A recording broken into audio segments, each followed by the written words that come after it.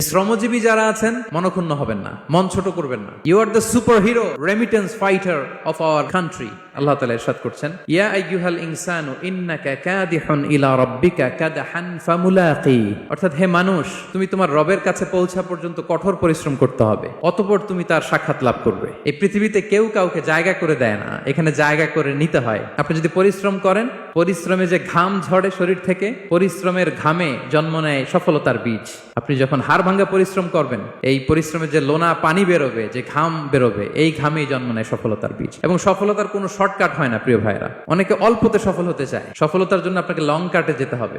ওখানে কোনো লিফট থাকে না, সিঁড়ি বেয়ে উঠতে হয়। কাজে লজ্জা নেই, লজ্জা হচ্ছে অলসতায়, লজ্জা হচ্ছে হাত পাতায়, লজ্জা হচ্ছে অকর্মণ্যতায়, লজ্জা হচ্ছে অলসতায়। যারা কাজ না করে ফুটানি মারে, ওইটাতে লজ্জা।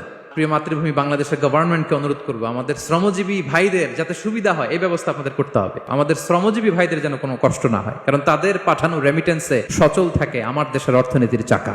লেবার রাইটস ইন ইসলাম, ইসলামী শ্রমিকের অধিকার। বিদায় হজের ভাষণে বিশ্বনবী বলেছেন, আরিকাকুম আতইমুহুম মিম্মা তাকুলুন ওয়াকসুহুম মিম্মা তালবাসুন। খবরদার ও আমার উম্মতেরা, তোমাদের কর্মজীবী, তোমাদের শ্রমিক, তোমাদের ওয়ার্কার, তোমাদের স্টাফদের ব্যাপারে সাবধান থাকো। তোমরা যা খাবে তাদেরও তা খাওয়াবে, তোমরা যা পড়বে তাদেরও তা পড়তে দিবে, তাদের প্রতি তোমরা সদয় হবে। এখন জাতিসংঘ আমাদেরকে শিখায় যে শ্রমিকের মজুরি দিতে হবে, অন টাইমে দিতে হবে, স্যালারি দিতে হবে, এই করতে হবে, সেই করতে হবে। মানবাধিকারের কর্মীরা আমাদেরকে শিখায়, তারা শিখানোর ১৫০০ বছর আগে বিষ্ণু ইসা ইসলামের ঐতিহাসিক বাণী তিনি বলেছেন, আতুল আজিরা আজরাহু ক্বাবলা আন ইয়াজিফা আরাকু।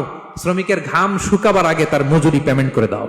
যারা শ্রমিককে তার পারিশ্রমিক অন টাইমে দেয় না, স্যালারি অন টাইমে পে করে না, টালবাহানা করে, গরিমসি করে, তাদের ব্যাপারে বিষ্ণু বলেন, এক শ্রেণীর ব্যক্তি হচ্ছে রাজুলুন ইস্তাআজারা আজিরান ফাস্তাওফা মিনহু ওয়া লাম ইউতিহি আজরা। কোন ব্যক্তি যে শ্রমিক নিয়োগ দেওয়ার পরে তার কাছ থেকে কাজ বুঝে নিয়েছে কিন্তু তাকে তার প্রাপ্য বুঝিয়ে দেয়নি, বিষ্ণু বলেন তার বিরুদ্ধে আমি মামলা দায়ের করব। বিশ্বনবী যার বিরুদ্ধে মামলা দায়ের করবে তার কোনো জামিন নাই। বিশ্বনবী যার বিরুদ্ধে মামলা দায়ের করেছে তার জান্নাতে যাওয়া তো দূর কি বাত, সে জান্নাতের ঘ্রাণও তার নাকে ঢুকবে না। এজন্য খবরদার, শ্রমিককে তার শ্রম নেয়ার পরে তার পারিশ্রমিক দিয়ে দেন, তার ঘাম শুকিয়ে যাওয়ার আগে, মানে অন টাইম। তাহলে বিশ্বনবী তার বিরুদ্ধে মামলা দায়ের করবে। এয়ারপোর্ট অথরিটিকে অনুরোধ জানাবো, আমার শ্রমজীবী ভাইদের সাথে ভালো আচরণ করুন, তাদের সাথে কোঅপারেট করুন। বিশেষ করে যতগুলো দূতাবাস আছে সারা বিশ্বে, বাংলাদেশের যে মিশনগুলো, দূতাবাসগুলো, আমার শ্রমজীবী ভাইদের যে কোনো কাজকে অগ্রাধিকার ভিত্তিতে আপনারা সার্ভিস দিন। এটা দিতেই হবে। তারা ভালো থাকলে ভালো থাকবে বাংলাদেশ।